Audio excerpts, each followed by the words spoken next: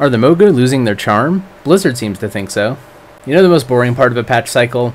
All of the different balancing changes. I have no idea how to summarize this, so hey, there's a lot of them. And Blizzcon tickets are going on sale. Hopefully you can manage the queue.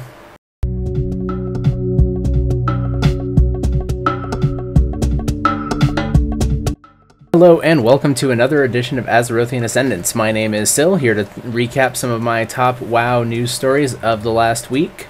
Got some big ones this week and a lot of little maintenance-y stuff, so we'll dive right in.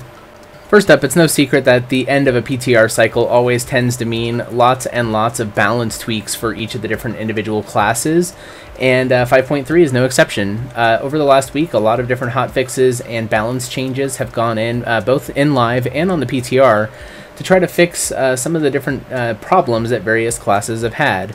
The list is way too long for me to summarize, and to be honest, I only have 5 90s, not 11, so can't really go too in-depth. However, I'd strongly recommend checking your favorite WoW news site for a summary of the changes. There's some interesting stuff there. A lot of changes this patch cycle to Druids in particular, so some good stuff to look out for there.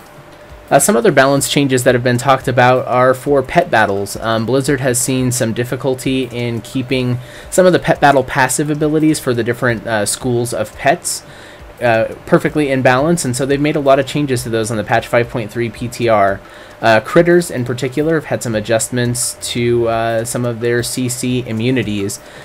So there's a lot of interesting stuff going on there. It's also probably the first real time in any of the patches since Mist of Pandaria came out where we've seen a really heavy concerted focus around pet battle balancing.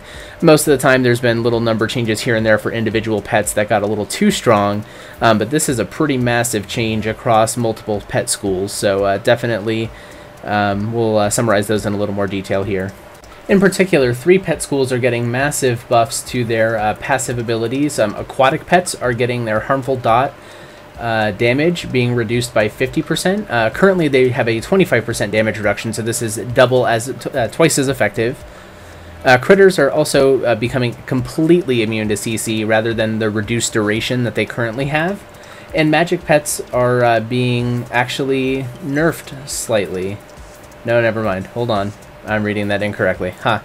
They cannot be dealt more than 35% of their total health in a single move, which used to be 40. So effectively, they are that much harder to kill. The main reasoning that Blizzard gave behind this is that some of these pet categories have been a little underrepresented in the pet battle landscape, alongside some of the favorite pet types like undead, who've had a lot of representation, a lot of really good solid pets because of that.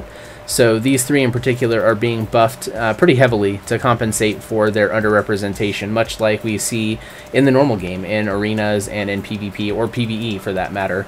So it'll be interesting to see how these shake out. Definitely something to try on the PTR if you are a pet battle fanatic. Another big change coming on the patch 5.3 PTR, well actually this one is a hotfix too, so it's gone live for the current week going forward, is that Blizzard has made a decision to reduce the lesser charm of greater fortune cost for the Mogu Runes of fortune, or fate, rather. Yes, fate, that's the word. So currently, or rather previously, on live, those cost 90 charms a week in order to get 3 of the Mogu Runes. That cost has been reduced to 50 charms. So it's a pretty significant decrease, and should mean that you can do substantially less dailies per week to maintain enough lesser charms to keep your Mogu Runes full up for Throne of Thunder. One other good change that Altaholics have to look forward to with patch 5.3 is a reduction in the amount of experience required to go from level 85 to 90. They're reducing that by about 33%, so it should be a much easier experience for you to get from 85 to 90 if you've done the content once already, or if you're like me and you've done it 5 times because you apparently like the content or hate yourself, alternatively. Then you'll have an easier time of doing that on your remaining alts and getting them through it. Before we talk about the big topic this week, a couple of other little notes of things that have happened over the last week. They have reverted, Blizzard, being the they, of course, have reverted the change that they made to the world bosses from patch 5.2, so Undasta and Nalok the Stormlord are now eligible for cross-server loot once again. Before, they had removed the ability for that to work, so that you had to do it with players on your server. This week, that change has been hotfixed in, so you now can find a realm where they're spawned and take them on.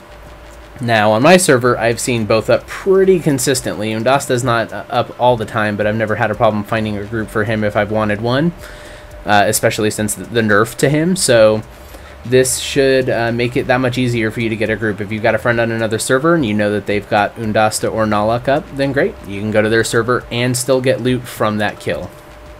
Now, the big topic of the week, one that is weighing not just on WoW fans, but also on Blizzard fans worldwide, is the availability of BlizzCon 2013 tickets. Actually, as of this filming, tickets had just been on sale about 3 or 4 hours ago, and very quickly sold out. I was in line for roughly about 15 minutes before every ticket that was available today had sold out. Yours truly did manage to get some guildies in, so we got 4 people already, hoping to get some more.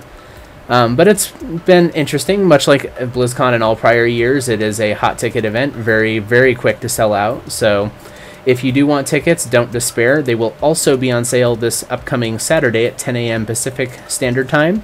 So you can queue up. If you go to the BlizzCon site, there is a ticket sales page, and if you go there early enough, you can get to a page that has the ticket item without a quantity or the ability to add it to a cart.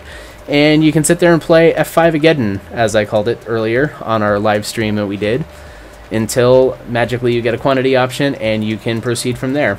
It is maxed out at 4 per Battle.net account, so if you got a lot of friends or people that want to go, you may need to coordinate multiple queuings in order to make that happen.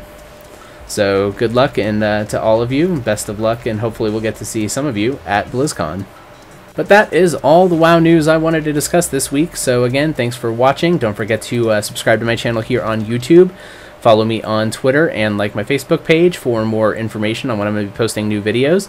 And stay tuned every Thursday for more editions of Azerothian Ascendance. Thank you.